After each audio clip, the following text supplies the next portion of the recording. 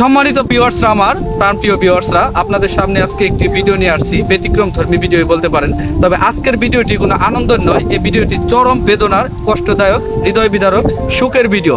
গতকালকে ঢাকা জেলার নবাবগঞ্জ থানার আগলা ইউনিয়নের মাছপাড়া গ্রামের এক ছোট্ট বালিকা, 8 বছর বয়সী, মাত্র নার্সারি বিভাগে পড়ে, এই নদীতে পানিতে নৌকা ডুবে মারা গিয়েছে।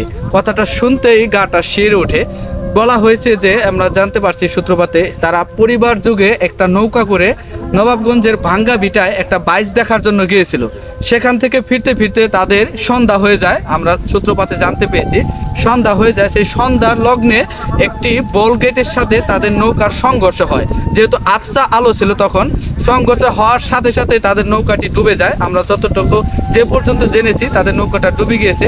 কিন্তু ডুবে যাওয়ার পরে পরিবারের অন্যান্য যারা বড় সদস্যরা ছিল, তারা কিন্তু যে কোনোভাবেই হোক পারে এসে উদ্ধার পেয়েছে। এই যে আমার পিছনে দেখতে পাচ্ছেন, এটাই নদী, ইসামতি নদী। এটা কৈলাল ঘাট থেকে আমি এখন ভিডিওটি করতেছি।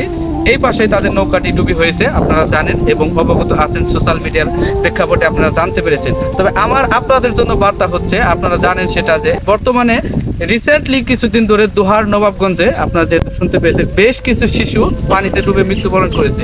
এটা একান্তই আমাদের পারিবারিক একটা অলসতার কারণ। আমরা প্রতিটা সন্তানদেরকে, এখন বর্ষা মৌসুম, আমাদের সকলেরই উচিত যে এখানে তাদেরকে প্রপারভাবে সাঁতারটা শেখানো। এটা হচ্ছে তার সেফটির জন্য, ভবিষ্যতের জন্য একটা শক্তি বলতে পারেন। তাই আমরা সাঁতারগুলো শিখিয়ে নিব, যেন তারা তার সেফটা করতে পারে, তার নিরাপত্তা করতে পারে। দেখেন, আজকে একটি ফুলের কলি ফুল ফোটার আগেই ঝরে গেল পৃথিবীর বুক থেকে। কতটা কষ্টদায়ক তাদের পরিবারের জন্য।